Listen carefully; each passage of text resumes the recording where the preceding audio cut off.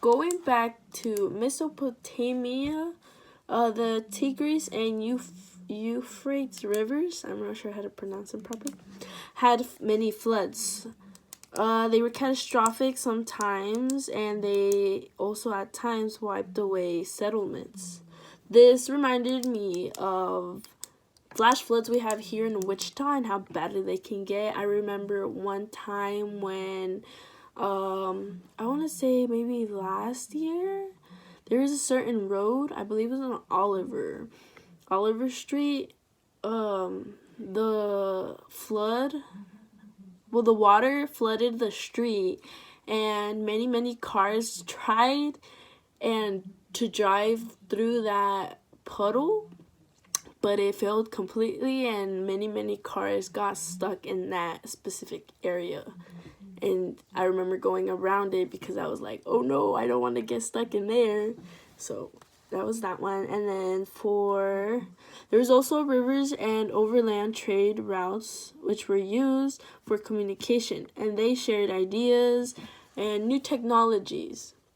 So for me, I connected that to today, how we use the internet for literally everything. So imagine having to basically travel in a river on a boat just in order to send a message or tell a friend about a new technology thing. And now all we do is either FaceTime someone or just call them or just send a picture, even if they're in the next room. You can see a large difference in that. That was the Mesopotamia times. And in Egypt, they mentioned hieroglyphics and how they are written text combining pictograms, and pictograms are pictorial symbols for a word or phrase. That reminded me of how we use emojis. Emojis are now our hieroglyphics, if you can say. They're literally pictures that represent a word or phrase. I know there's games that people use or people play where it's they put 3 emojis in a row or such, and it gives a title of a movie or a song or something. So yeah, and then the other one was that men and women were relatively equal.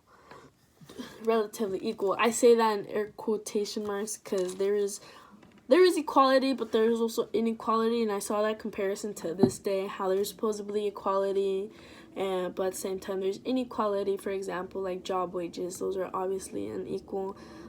Here they mentioned that 1/3 of the property of married women would go to them, or they had the right of 1/3 of the property.